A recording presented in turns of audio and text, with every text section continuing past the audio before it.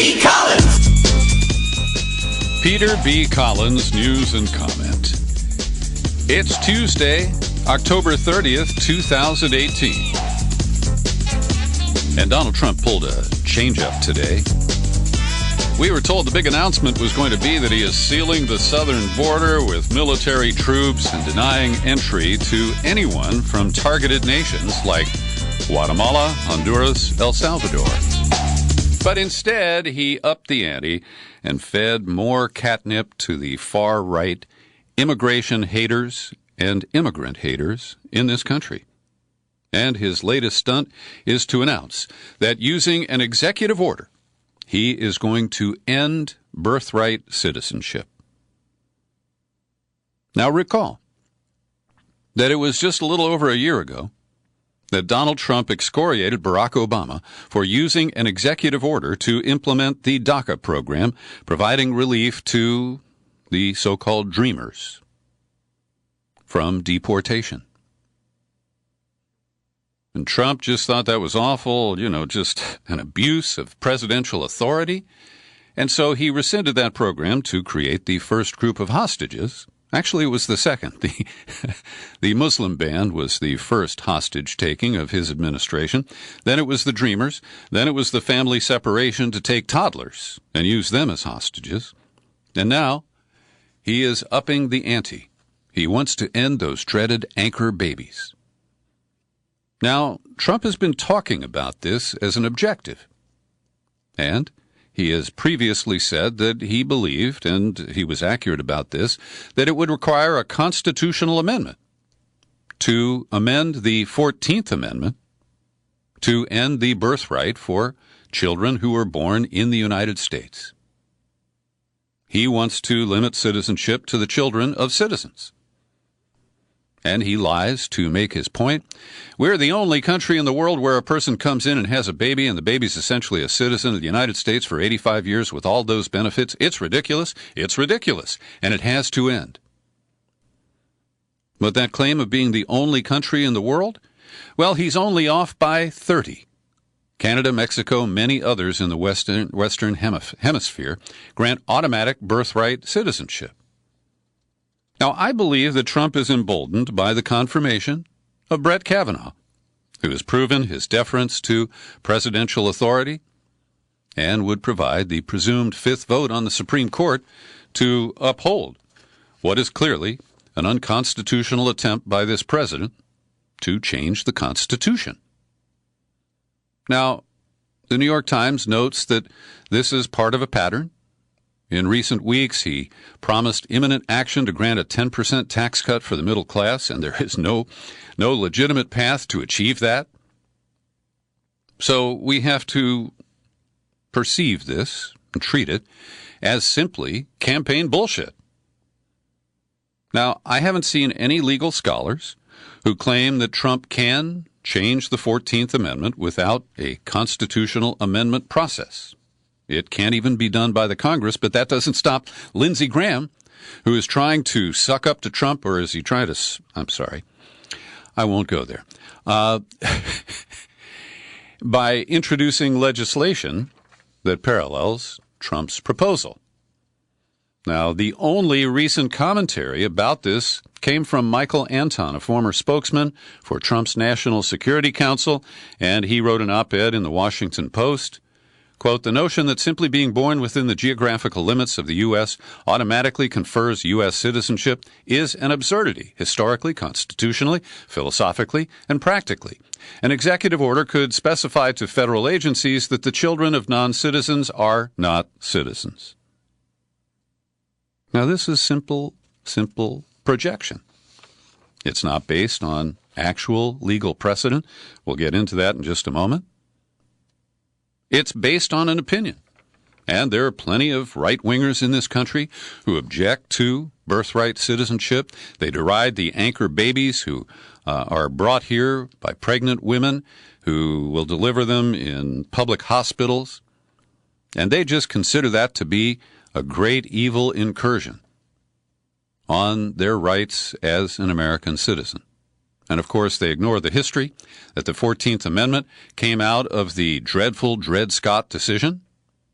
And it was intended to clarify that slaves and freed slaves born in this country are, in fact, citizens, or were in the 19th century. So this different reading, and now I'm quoting from Adam Liptak, who is the Supreme Court correspondent for the New York Times. He said Trump proposed a different reading of the amendment, one he said denies birthright citizenship to the children of undocumented immigrants, and said he was preparing to issue an executive order to that end. The statement sounded more like a political stunt than a reasoned legal argument, and its timing, a week before the midterm elections, was suspect. Nor was it clear what the executive order would say or how it could change the meaning of the Constitution. Omar Jadwat, director of ACLU's Immigrants' Rights Project, quote, "The president cannot erase the Constitution with an executive order, and the 14th Amendment's citizenship guarantee is clear. This is a transparent and blatantly unconstitutional attempt to sow division and fan the flames of anti-immigrant hatred in the days ahead of the midterms." Wait a minute, Omar. Sowing division is a Russian thing. That can't happen in the United States, and you certainly can't place that at the feet of Donald Trump. And in a 1967 decision that struck down a federal law canceling the citizenship of people who voted in foreign elections, the Supreme Court ruled, "The very nature of our free government makes it completely incongruous to have a rule of law under which a group of citizens temporarily in office can deprive another group of citizens of their citizenship. We hold that the 14th Amendment was designed to and does protect every citizen of this nation against a congressional forcible destruction of his citizenship, whatever his creed, color, or race." And Ian Millhiser, who is a legal scholar I respect, he posted a piece today. Trump's plan is unconstitutional. It's not even arguably constitutional. It is so obviously unconstitutional that it was rejected by a notoriously racist Supreme Court more than a century ago. The few scholars who think that Trump can actually do this are considered radicals, even within conservative legal circles. And if the Roberts Court ultimately upholds such an order, it will reveal that its Republican majority is so captured by partisanship that it cannot even be trusted to read the clear words of the Constitution. Now, I've linked to Millhiser's commentary. It includes reference to the history here, how the 14th Amendment was in response to the awful Dred Scott decision, and that the language is very clear, and it was further clarified in the 1967 ruling that I cited a moment ago. So he also airs out the claim by Trump and his limited support group on this issue that there is a clause in there subject to the jurisdiction thereof. It follows the phrase, "all persons born in the United States and subject to the jurisdiction thereof." And they're saying, well, these are illegals. They're not subject to the jurisdiction. But Millhiser makes the case that if you apply that in order to deny them citizenship, you are also saying that they're not subject to any of our domestic laws. So it is nonsensical, irrational, and illogical.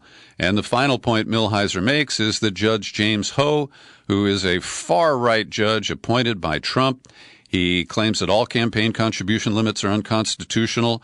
Obamacare is the inevitable result of a government that would be unrecognizable to our founders, and he's openly anti-abortion. He calls it a moral tragedy.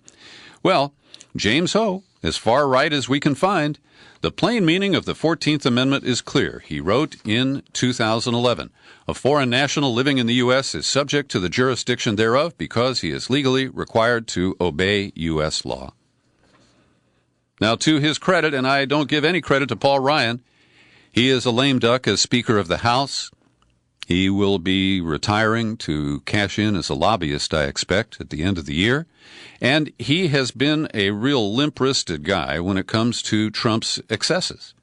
He has tolerated his lies and his diversions and all kinds of personal attacks. But today, in an interview with a radio station, or maybe it's a TV station in Kentucky, Paul Ryan said the 14th Amendment is clear. Republicans didn't like it when Obama changed immigration laws by executive order, and that reversing the Constitution would be a lengthy process. Quote, "You cannot end birthright citizenship with an executive order." Well, it's nice to know that Ryan has finally found his voice and taken on the dear tweeter.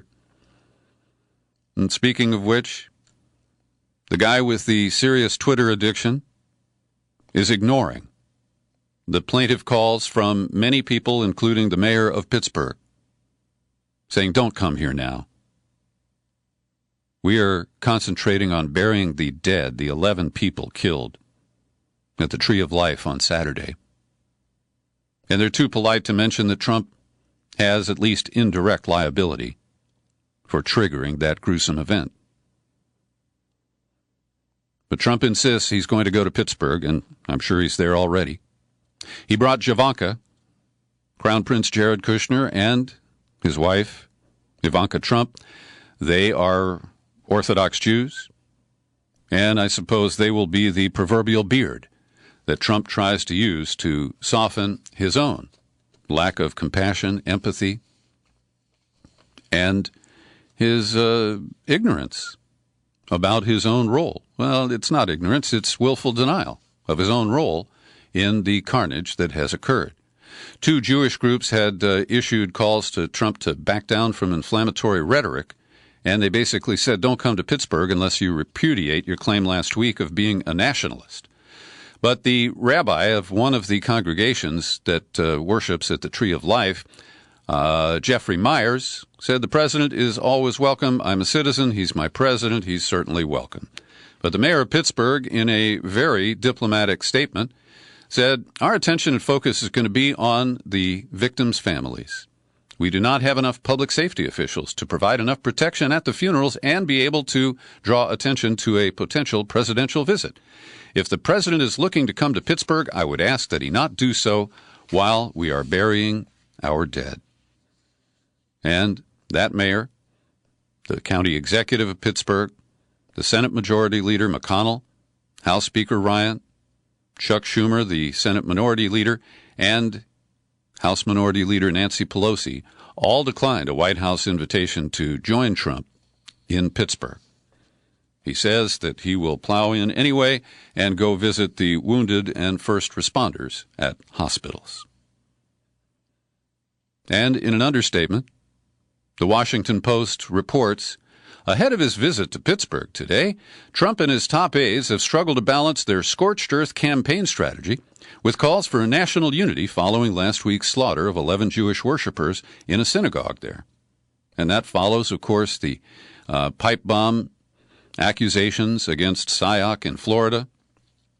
And this leaves Trump tied up in knots because he doesn't care about any of these things.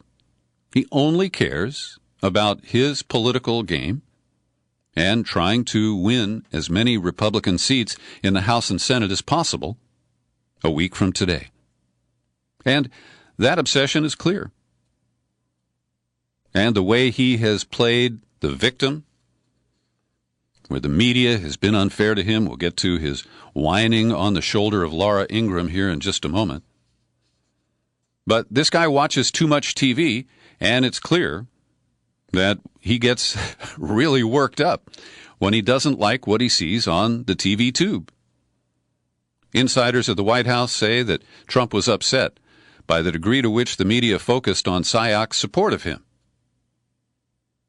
And that's why he's been blaming the media for the nation's division. You heard this tweet. There's great anger in the country caused in part by inaccurate, even fraudulent reporting of the news. The fake news media, the true enemy of the people, must stop the open and obvious hostility and report the news accurately and fairly. So he wants to dictate that you don't connect me to SIOC, even though all those stickers on the side of his van, including the gun sights superimposed over pictures of Democratic leaders, many of whom were the recipients or targets of his attempted delivery of the pipe bombs last week. And Trump wants to pretend that these are not connected. It's the media that is falsely making these connections. And so we find ourselves in this bizarre moment here in the United States. And it is, it's just cringeworthy This idea of Trump going to Pittsburgh when many people there blame him for the events that have occurred. We know that Barrows, the accused shooter, openly blamed the Jewish relief organization HIAS, H-I-A-S, for supporting the migrant caravan that wants to invade our southern border. It was that rhetoric of Trump's that caused Barrows to make his final post on Gab, where he said, "Screw the optics, I'm going in."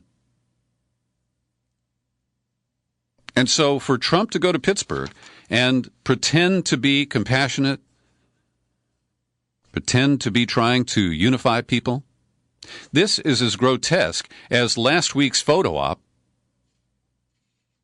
that included Crown Prince Mohammed bin Salman and the son of the man he probably ordered killed, Khashoggi, Jamal Khashoggi. And we are just in this mind-bending moment where, in some cases, words fail me. So, yeah, Trump went on to cry on the shoulder of Laura Ingraham on Fox News last night. And he complained, I was in the headline of the Washington Post. My name associated with this crazy bomber. They didn't do that with President Obama, with the church, the horrible situation with the church. They didn't do that. As if Dylan Roof, the white supremacist, was somehow triggered by the words of Barack Obama to go into the church in Charleston and shoot up those worshipers. And then he also made the false comparison that when Steve Scalise and others at a congressional softball field were shot up by a supporter of Bernie Sanders, well, Sanders did not incite that event in any way, shape, or form. And the path of connection to Trump is clear to most of us, just not to him. And get this, in a court filing in Kansas today, you may recall if you listened yesterday, and I don't require that everybody listen every day. I understand you're busy, and I don't assume that everyone does. But I made mention yesterday of the long list of people who have been incited to violence, directly or indirectly, because of the speech and public comments of Donald Trump. And one of them was this case in Kansas where a group of white guys targeted a mosque. And they got some pretty stiff sentences. Patrick Stein faces life in prison for conspiring with the other two guys to carry out the attack in Garden City, Kansas. On Monday, his attorneys filed a memo in district court requesting that Stein receive a sentence of only 15 years, that he was an early and avid supporter of Trump, and that the climate in the months leading up to the 2016 election should be taken into account when evaluating the comments prosecutors used to build their case. This is blaming Trump. They're saying Donnie made him do it. Now, I don't think this has a lot of legal merit, but I think it's a compelling argument in terms of the public square. Lawyers said the court cannot ignore the circumstances of one of the most rhetorically mold-breaking, violent, awful, hateful, and contentious presidential elections in modern history, driven in large measure by the rhetorical China shop bull who is now our president. And referring to his client, he said someone normally at a 3 on a scale of political talk might have found themselves at a 7 during the election, but my client, who would often be at a 7 on a normal day, might go to 11. I think he's using the Beatles' knobs metaphor there. So, well, I think that speaks for itself. And lastly, in my stack here related to hate speech in America, the New York Times did a search Monday on Instagram about 48 hours after the shooting in Pittsburgh and found 11,696 posts with the hashtag Jews did 9/11. Other hashtags on Instagram referenced Nazi ideology, including the number 88, an abbreviation used for the Nazi salute, Heil Hitler. And I do acknowledge that this incident and the Trump effect have unleashed a lot of hate speech, including anti-Semitism in this country. But I do quibble with the report published yesterday based on the Anti-Defamation League's study that anti-Semitic attacks are up 57%. You got to look at that very carefully because a lot of those are including people who posted comments in support of boycott, divestment, and sanction, or who expressed criticism of the government of the State of Israel. All that's wrapped up in the often inaccurate claims of anti-Semitism. Today I'm releasing a fresh in-depth interview about the state of journalism. The author of a new book called Why Journalism Still Matters, Columbia journalism professor Michael Schudson, joins me for a lively conversation. And in the first part, we talk a little bit about the history and how journalism has changed. Watergate was a pivotal moment. He talks about the risk to objectivity in contemporary news coverage. And he also talks about that shift back during the Nixon administration in this excerpt. Yes, I mean that's the best comparison to the Trump and the media conflicts is Nixon and the media, and it's worth recalling. This is written about by President Nixon's chief speechwriter for some years, William Safire, who later became an op-ed columnist for the New York Times. Safire said that in the inner circle, Nixon's inner circle in the White House, there was a concerted effort to get people to stop calling the news media the press, which sounded kind of old-fashioned and homey and familiar, and instead to call them the media, because that sounded abstract, distant, some kind of eminence grise, a looming presence that we couldn't control or couldn't really quite understand. So the very term we have and use routinely now, the media, which of course is a very messy term since it covers so many different things. But that was a political ploy promoted successfully by the Nixon administration. That's Columbia journalism professor Michael Schudson, an excerpt from our in-depth interview. And all this is made possible by subscribers like you who support my work, including Joey Perillo in Philly, Wendy Gebauer, Abby McMillan up there in Maine, and Paul Tomaselli. They each kick in $5 to $20 a month to support what I do here, and you can do it too. Just visit peterbcollins.com, click on the menu, then click on Become a Subscriber. You land on the sign-up page, and it's easy to set up a subscription that fits your budget. In my conversation with Professor Schudson, we also went on to talk about the current state of journalism, and I made the case that the corporate media has failed us, particularly on the Russiagate scandal, and he doesn't really agree with me. He is a big, loyal subscriber and reader of the New York Times, and he doesn't share some of the criticisms that I have and that I have leveled here on this podcast. I think you'll find it an interesting exchange, and I hope you'll listen to the entire podcast. The part about Russiagate is in the final third of our interview. And speaking of Russiagate, I once again commend Aaron Mate, who writes for The Nation and also broadcasts on the Real News Network. His latest publication, At The Nation, posted yesterday, takes a look at the current state of Russiagate. And for example, in reference to the midterm elections and the ads that are running in campaigns all across the country, a study through mid-October found that 0.1% of ads in congressional races mentioned Russia and 0 mentions of Russia in ads for Senate campaigns. And he writes, after months of fear-mongering about a sweeping Russian interference effort and a compromised, complicit president, perhaps we are also seeing the penny start to drop. Russiagate, for all its hype, has not gone as advertised.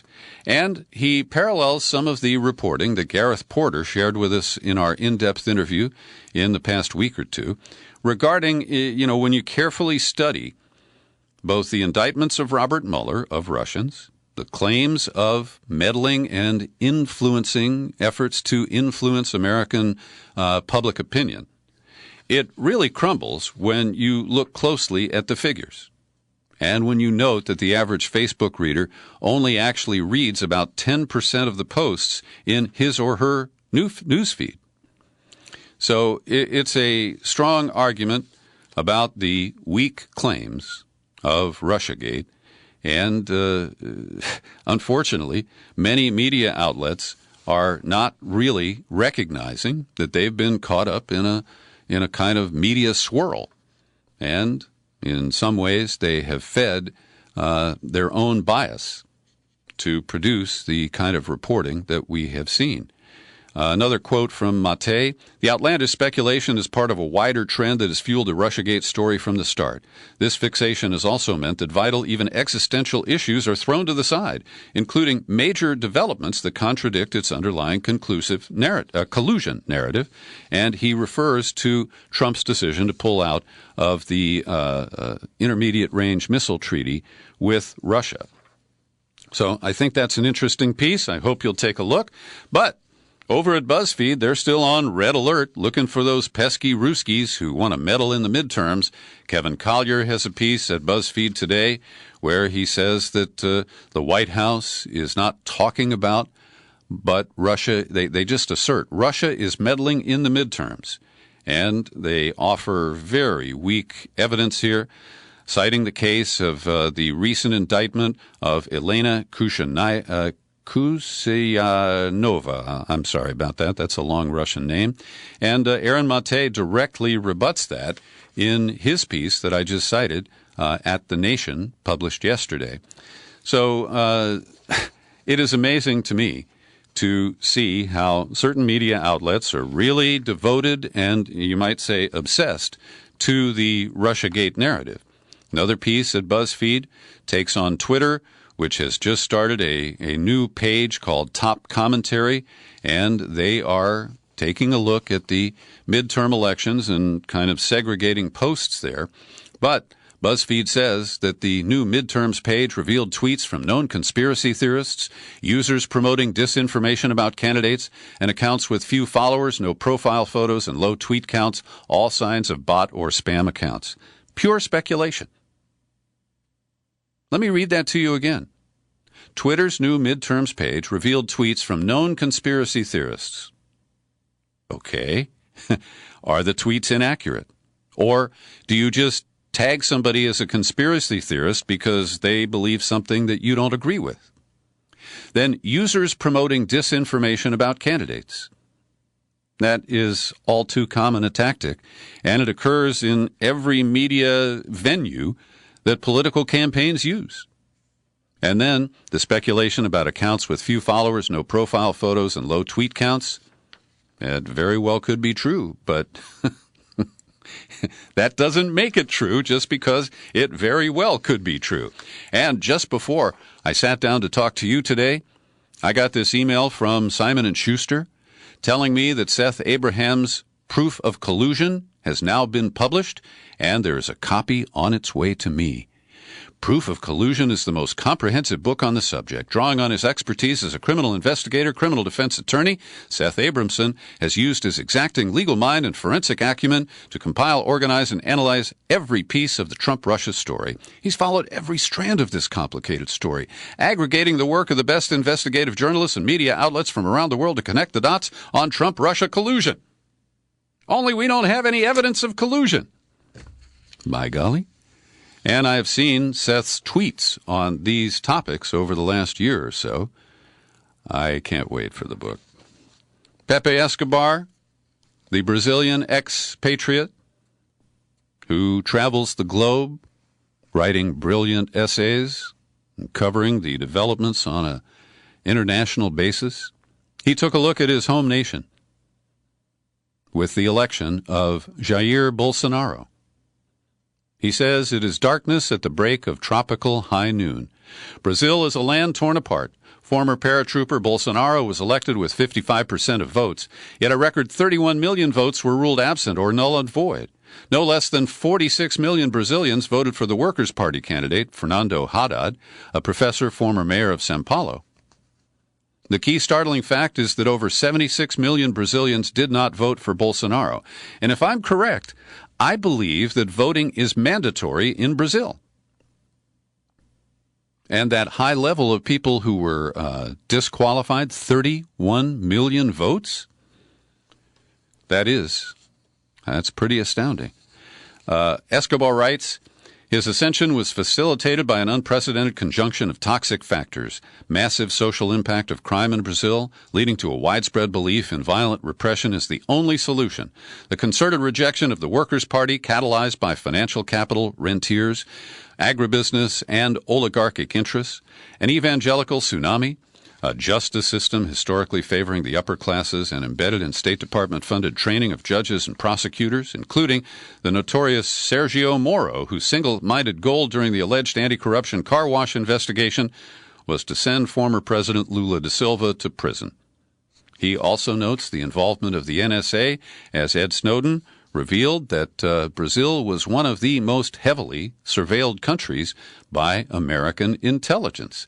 And it's quite a piece. Congress is virtually controlled by military, police, and paramilitary forces, the powerful agribusiness and mining lobby with their supreme goal of totally plundering the Amazon rainforest, evangelical factions, and banking financial capital. Compare it with the fact that more than half of senators and one-third of Congress are facing criminal investigations. There's more in the piece, and I hope I have piqued your interest, and you will click on over to it and read the whole thing. I have been touting Michigan's Measure 2, 18-2, which is a citizen-driven effort to end gerrymandering in the Great Lakes state. And it's interesting to see that in the final weeks of the campaign, big money has come in, and a lot of it supporting the passage of this end to gerrymandering. Get this, the wife of James Murdoch, Catherine Murdoch, the Fox News people, she contributed $500,000 to this. So let's see, John Arnold, a Houston-based subsidiary, he's got a foundation there. He kicked in $5 million, and they got $5.5 million from the 1630 Fund, a nonprofit in Washington, D.C. So in response, the DeVos family, they own Amway, and Betsy, of course, is Secretary of Education. She bought that job from Trump. They revealed a new gift of $1.6 million to defeat the anti-gerrymandering initiative. I remain fascinated to see how that one turns out. And finally today, my Facebook news feed served up this unusual ad for the law firm Tor Ekelund, or is it Ekelund? It is a birthday message to the Foreign Intelligence Surveillance Act.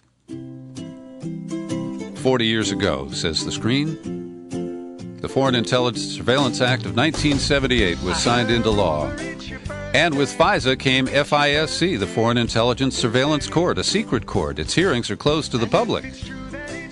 It sits ex parte, meaning only the judge and the government are present. No criminal defendant has ever been allowed to see their search warrant. Between 1979 and 2015, virtually all requests for surveillance were approved by the FISA court. FISC is metastasizing into a secret inquisitional court that threatens our constitutional rights, says Tor Ekelund. They basically rubber stamp anything for the government. Very constitutional, right? Congratulations, America. So close your eyes and make a wish and blow out every single candle on the cake and sing along to this birthday song and let's all celebrate.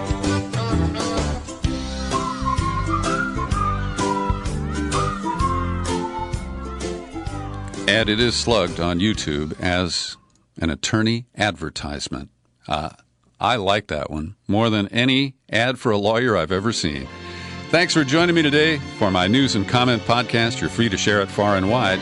You'll find it on YouTube. And I'm still Peter B. Collins.